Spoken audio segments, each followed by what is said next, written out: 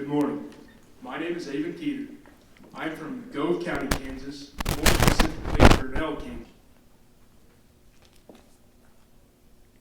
According to Kansas State University, 90% of Kansans that draw from our groundwater are pulling from the Ogallala Aquifer. More than a quarter of this aquifer is at its minimum pull level, which means it cannot extract 200 gallons per minute. This is a huge deal, not only in large-scale crop production, but in other industries as well.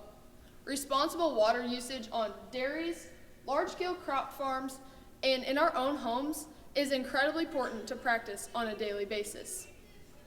In grade school, we were taught that dairy cows drink about a bathtub of water a day. Now that I'm a little older, I realize this is about 35 gallons. With the average dairy size in the United States being 2,500 head, that's 87,500 gallons per dairy each day just to keep our cows happy and healthy.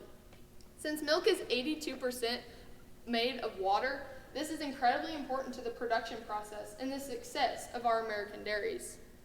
Most dairies not only use water to water their cattle, but to also keep their facilities clean and functional.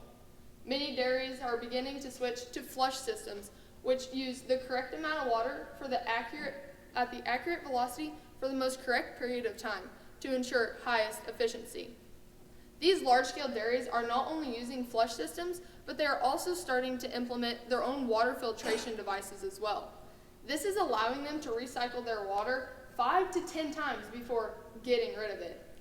After this water is deemed unusable for the drinking purposes of the dairies, it is then used in their irrigation systems that help grow the crops to feed their cattle.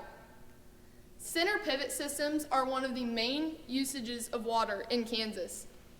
Animal and crop production are huge industries, so being able to support crop production is very, very important.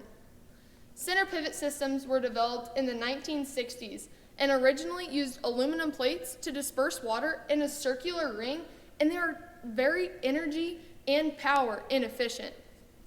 Thankfully, we've had many developments that have come up in today's world that have mostly been done to the spray nozzles. Now, spray nozzles that are dropped using pressure regulators and low sprinkler settings are 85 to 95% efficient. Now, since over 80% of our crops in Kansas are supplemented with center pivot systems, being 10 to 20% more efficient for each farmer would be huge and save thousands of gallons of water each year for Kansas. Another thing that we really need to start thinking about is how we're using our water in our own homes. Many times we leave the shower running, or we didn't run the dishwasher, so we'll just run it with a small load. Examples of overusing water in our own homes can even be watering our houseplants too much. Oftentimes, I find myself overwatering our flowers in our garden bed after it rained. I advise each of you to kind of think about what you're doing in your gardens and in your flower beds, along with how long you're taking to shower. According to the United States Environmental Protection Agency, the average shower takes about 8 minutes, with the average shower head putting out about 2 gallons per minute. That's 16 gallons per day if you're only taking one shower. But let's be real. In the summer, when you're hot and sweaty and all you want is cool water running over your back, we can all take a couple more showers. 16 gallons 7 times a week adds up super quickly. So not only do we need to be aware of this in the shower, but brushing your teeth, running your dishwasher, trying to combine clothes in the washer. Many things we can do as Kansans and as citizens and homeowners to help decrease the amount of water we're using. In Kansas, the Ogallala Aquifer is dropping rapidly, more quickly than we can replenish this resource. While crop production and animal production are two of the biggest water users in Kansas, it's critical that not only in production agriculture, but also in our own homes, that we use water responsibly each and every day. Each day is super important to ensure that our one water resource is full and is restored for generations to come. Oftentimes, production agriculture is targeted for the amount of water they're using or wasting.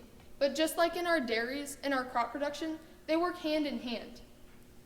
Oftentimes, rainfall and drought affects these numbers as well. As homeowners, I encourage each and every one of you to come forward to their NRCS office or a local extension agent to help them boost their knowledge of the water usage in their county. Thank you.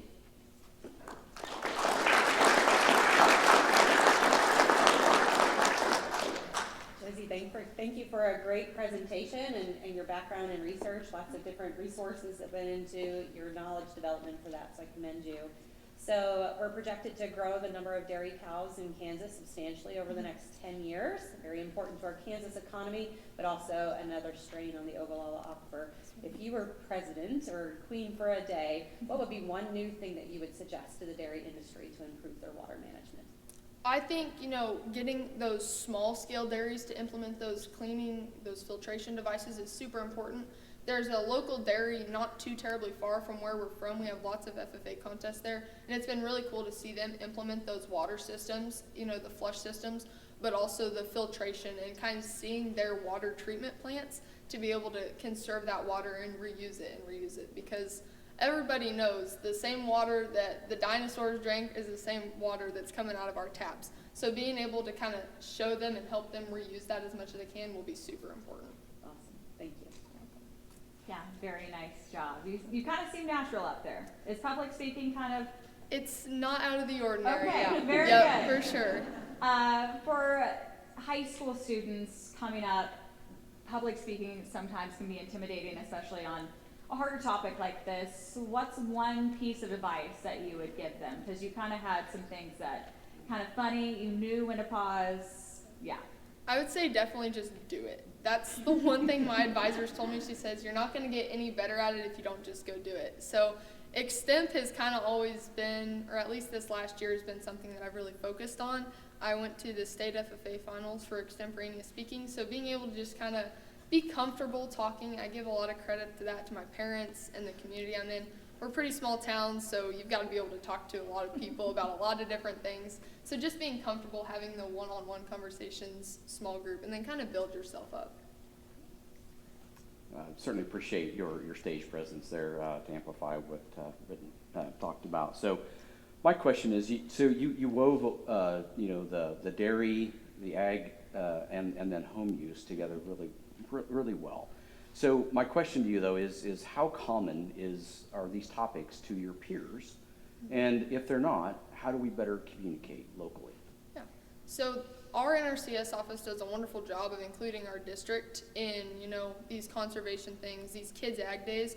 So I think especially for the FFA members or our ag kids, they're readily available, but I think having more, school-wide contests even within them to educate those that live in town. Nothing against those that live in town and water their lawns, but it is very different than feeding and watering cattle every day.